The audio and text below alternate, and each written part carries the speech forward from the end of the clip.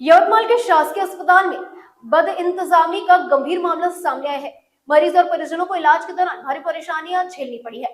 Stretcher न मिलने और देरी से उपचार शुरू होने पर परिजनों ने कार्रवाई की मांग उठाई है। यवतमाल के स्वर्गीय वसंतराव नाइक शासकीय रुग्णालय में अव्यवस्था का चौंकाने वाला मामला सामने आया है, जहां एक मरीज के परिजनों को इलाज के दौरान कई समस्याओं का सामना करना पड़ा। जामनकर नगर निवासी खांडेकर परिवार ने आरोप लगाया कि उनकी मां इंदुबाई खांडेकर को भर्ती कराने के बाद सिटी स्कैन के लिए भेजा गया, लेकिन अस्पताल में स्ट्रेचर उपलब्ध नहीं था। करीब आधे घंटे तक स्ट्रेचर की तलाश करनी पड़ी और कर्मचारियों से भी अपेक्षित सहयोग नहीं मिला। मजबूरन परिजनों को खुद ही व्यवस्था करनी पड़ी। इतना ही नहीं, अस्पताल का पिछला दरवाजा बंद होने के कारण मरीज को लंबा रास्ता तय कर ले जाना पड़ा। सिटी स्कैन के बाद भी समय पर इलाज शुरू नहीं होने से परिजनों को बार बार अधिकारियों से गुहार लगानी पड़ी। इस घटना के बाद अस्पताल प्रबंधन की कार्यप्रणाली पर गंभीर सवाल खड़े हो गए हैं। माझ्या आईला प्रकृतीचा थोडा त्रास असल्यामुळे तिला उठता बसता येत नव्हतं, तर मी सरकारी दवाखान्यात जेव्हा भरती करायला आलो तेव्हा त्यांनी थातूरमातूर जी चिकित्सा राहते ती केली।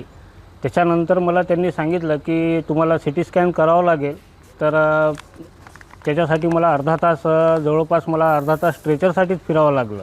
तिथं स्ट्रेचरचा बंदोबस्त नव्हता, कोणताही कर्मचारी हजर नव्हता आणि हजर होते ते पण उडवाउडवीचे उत्तरं देत होते आणि त्यामुळं मला स्वतः स्ट्रेचर घेऊन माझ्या आईला त्याच्यावर टाकून जवळपास मागचं दार बंद केलं होतं। आम्ही त्यांना विनंती केली होती की सीएमओ साहेबाकडे चाबी आहे म्हणे, सीएमओ साहेबाला पण विनंती केली, पण त्यांनी सांगितलं की डीन साहेबांच्या आदेशामुळं आम्ही दरवाजा बंद ठेवलेला आहे, तुम्हाला जायचं असेल तर तुम्हाला फिरून जावं लागेल।